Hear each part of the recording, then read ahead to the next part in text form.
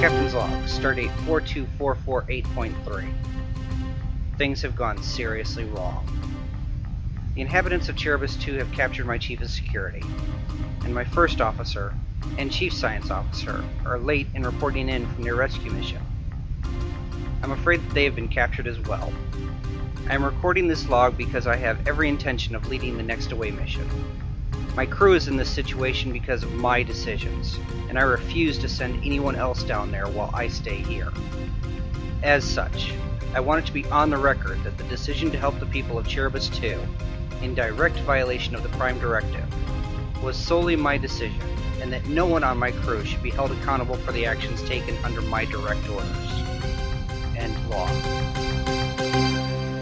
What's the away team's progress, Dakan? They've stopped moving, Captain. They've been with the other team for 5 minutes.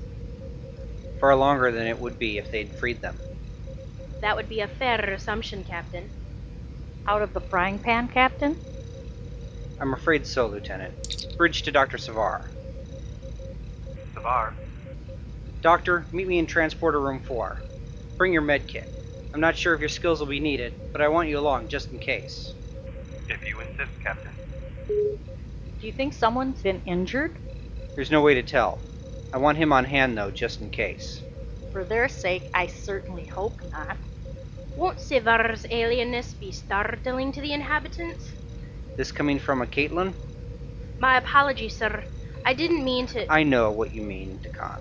But seeing that they have encountered humans, a Tiberonian, and a Bajoran already, I don't think Dr. Savar's Vulcanness or personality will affect them too much more. That's being generous, Captain, claiming he has a personality. He has one, Lieutenant. It may not be one that most of you appreciate, but it's there nonetheless. Captain, is it best for you to go down to the surface? Shouldn't you send someone else instead? I've ignored so many protocols on this mission. What's one more? Adamas, you have the bridge. Me, sir? Why not? We're in standard orbit around a Class 7 Level 1 planet. Nothing you can't handle. If anything comes up, call Lieutenant Commander White in engineering. Besides, it'll give you some experience for the day you get to assume the big chair. Yeah, like I'm in any hurry to move up the chain of command.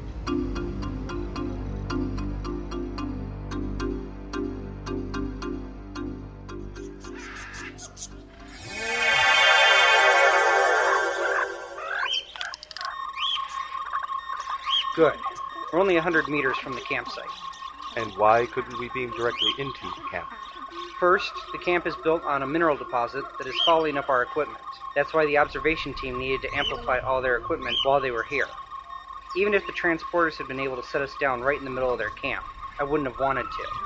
Situations are bad enough. The last thing those people need is to see us appearing out of thin air. That's highly illogical, Captain. This society has already been contaminated due to your interference in their development. How much more can be done? I was trying to save lives, Doctor. Certainly you can understand that line of thinking. It is a worthwhile goal, Captain, but has been clearly noted as being against the Prime Directive. Yes. Everyone loves to use the Prime Directive as a reason to not get involved. But what about the fact that we're capable of saving these people's lives? You are approaching this situation emotionally, Captain. That is not my area of specialty. But the care of other life forms is, Doctor. Don't we have the moral obligation to help them in their time of need? I provide mending to bodies, Captain. I do not need to care about how they feel about it. That is what we have Counselor Tally for. And it's that mindset that keeps you from advancing to command. I want you to learn that there is more to all of this than just knowing that the hip bone is connected to the thigh bone. The pelvic bone contains the hip joint, which connects to the femur. You know what I meant. I am as the Colinar Matri, Captain. Are you joking with me? There is no need to get insulting, Captain. I was simply stating the facts. We'd better get moving before we're found by a patrol or a hunting party. If you are worried about the natives seeing transporter technology, Captain, why did you bring pattern enhancers? A backup plan. I want to try to talk to the Tribe Elder. See if we can work this out without further contamination. But if it isn't possible, I want to be able to get our people out. No matter what. If you use them, though, the enhancers will be left behind. Leaving advanced technology on an underdeveloped planet will potentially increase the contamination. It could be more harmful than beaming their leader aboard the Iliad and letting him walk around. I know. I said backup plan. That's why they're in the knapsack. When we get there, I want you to discreetly examine our people and make sure that they can travel. Provided our crew is reasonably safe, I want you to gather up all the equipment the away teams had with them. Tricorders, phasers, communicators, everything. As you've so clearly stated, we can't leave anything behind. That is very logical. Thanks. It was not a compliment, Captain, merely an observation. Of course, my mistake. Hopefully we can get out of this without our visit falling into the annals of future folklore. It would more likely be mythology. That's what I'm hoping to avoid. Or worse yet, theology. Captain, you seem to be concerned about these people deifying. Correct. Why? Because, Doctor, we're explorers, not gods. And I don't want anyone to think of us as such. Why? You seem to have little problem with playing God. Why not let them think of you as such?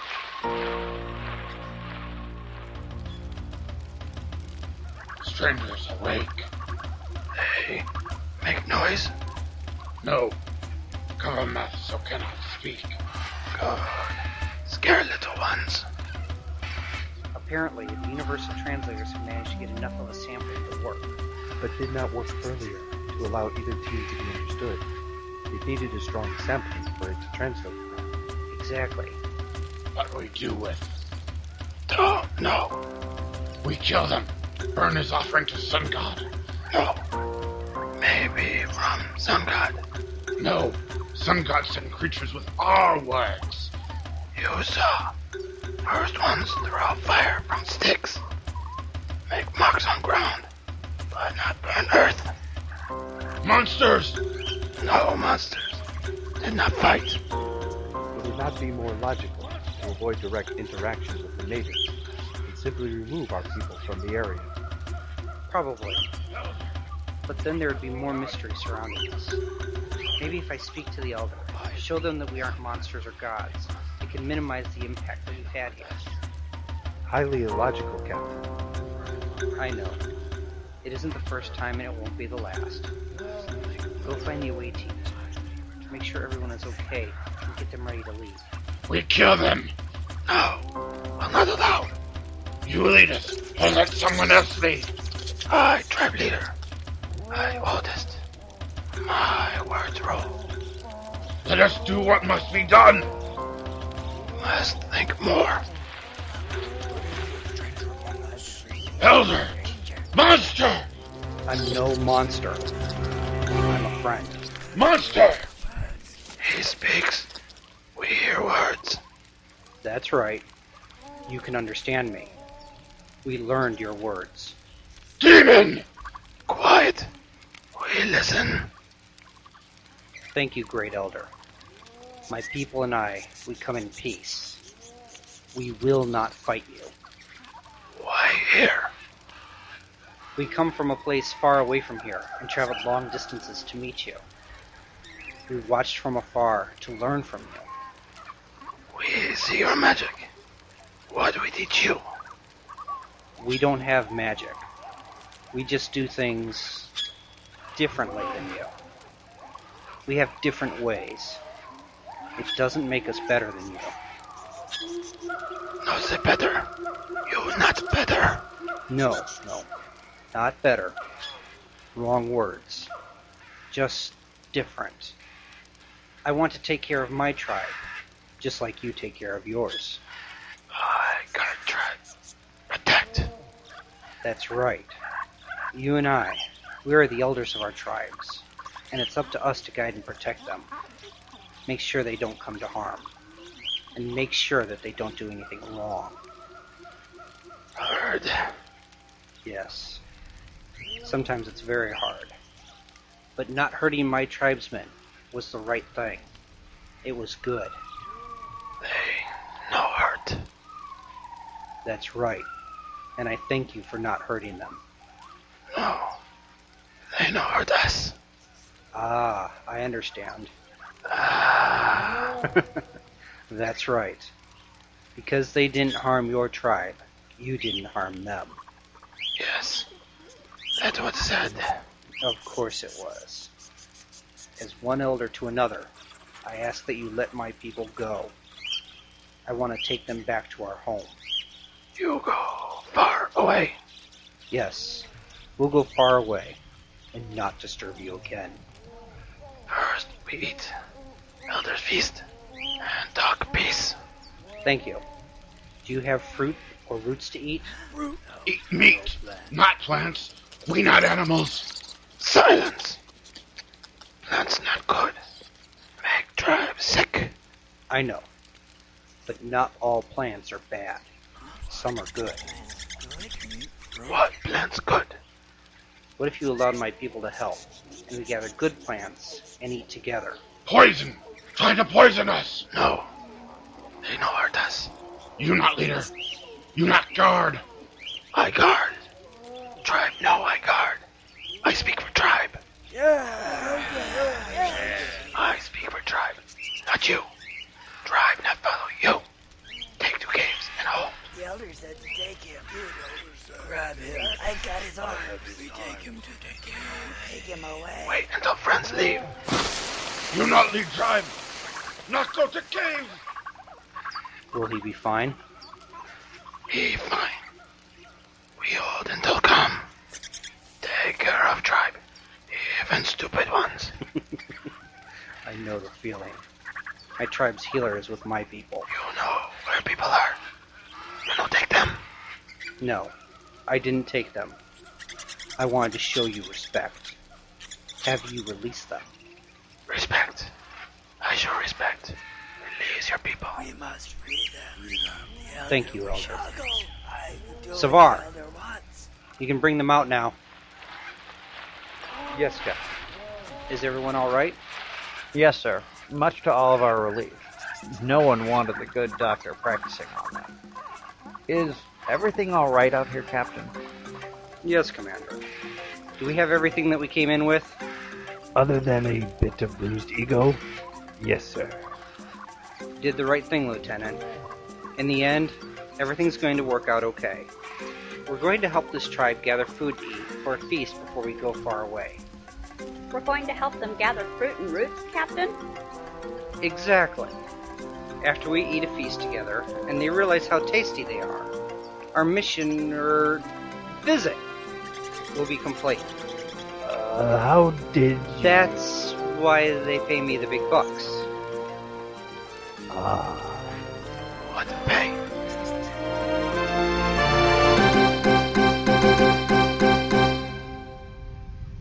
I remember at the senior staff debriefing, White made comments about how we didn't do anything that wasn't done for humans during our Mesolithic era, and for the Egyptians. And then he started on that whole Ferengi Area 51 thing again. Yeah, he's a great engineer, but sometimes his conspiracy theories are a bit out there. But in the end, the Cherubus has learned about the fruits and roots, so everything was worth it. You had us drop relay buoys before we left orbit. Does the Federation ever check in on their progress? Starfleet has placed a ban on the star system. It's a no-fly zone. Oh, so how are they doing? Just fine. The previous elder passed away 3 years ago. The loudmouth tried to take over, but was overruled. The new guy seems good. Do they still talk about us? Occasionally, but only as their neighbors from a faraway land. I figure the stories will fade within a couple of generations, especially once they start exploring their own continent more. I can't believe that Blitman filed charges against you, though. I'm not sure which pool had higher odds. You getting court-martialed, or that the ship was going to get attacked by some hostile alien while all of us were planet-side. Fortunately, we came out of it just fine, just as you did at your hearing. Something like that. Admiral Avery, Captain Connerly. And now we'll see how yours went. Go ahead, Lee. The tribunal is ready to resume session. They've made their decision. Thanks, Lee. We're on our way.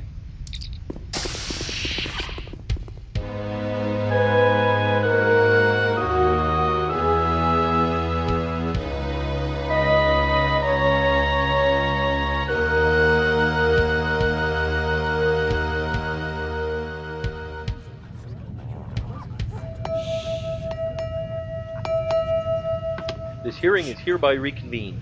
Please come to order. Thank you. Is the defendant ready to hear the verdict from the tribunal? Yes, Commander. The charge is violation of the Prime Directive, specifically the removing of an indigenous pre-warp life form from Lambda-3 before it was destroyed.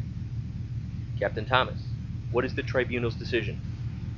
Due to the extenuating circumstances and the care that Captain Connolly took in ensuring that the inhabitants were made unaware of the relocation process, we find that he acted in good conscience, if not adhering to the letter of the directive. As such, we find Captain Connolly innocent of any wrongdoing. Congratulations, Captain. You are free to go. Thank you. Don't thank me, Captain. They found you innocent because what you did was right.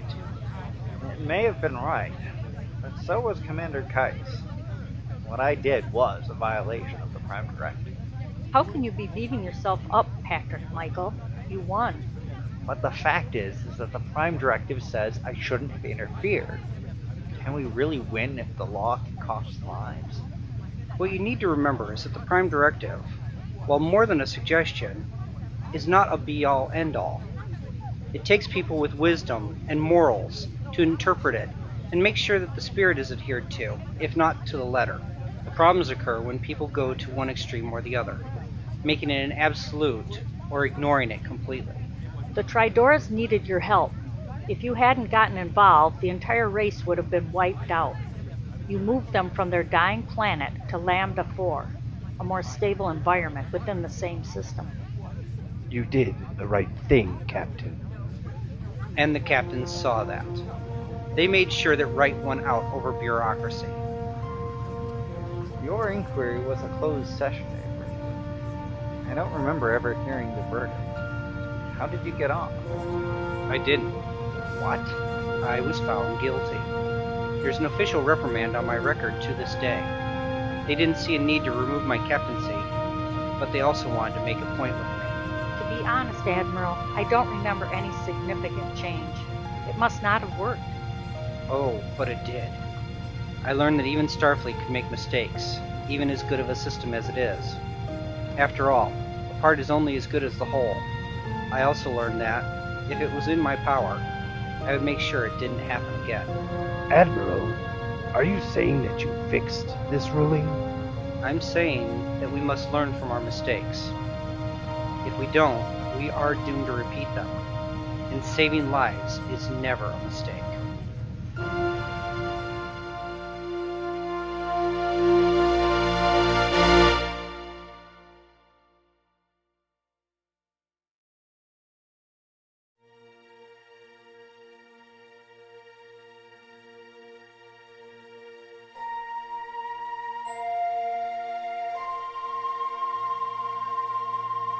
You have been listening to Star Trek Eras, Episode 2. To err is human. To really mess things up, you need a directive. Starring, in order of appearance, Jim Caswell as Avery, Matt Halloran as Patrick Michael Connerly, Rick Steele as Jahos Timonir, Marty Smythe as Lee Adamus, Beth Halloran as Lieutenant Junior Grade Ko Lanier, Denise Donnell as Lieutenant Junior Grade Rasheen DeKhan, and Eric Grieva as Dr. Savar. This presentation also featured Pete Noddet as Commander Daniel Keiss, Ken Halloran as Commander Blitman and the Tribesmen, Doug Zeitlin as the Tribe Elder, and Kirok as Captain Mitchell Thomas. Eras is a production of Timewell Electronic Recording Productions, with Star Trek being the property of Paramount Studios, copyright 2007. To Err is Human was written by Jim Caswell, edited by Ken Halloran, and mixed by Matt Halloran. Music was composed and produced by Matt Halloran. This has been a Twerps Online presentation.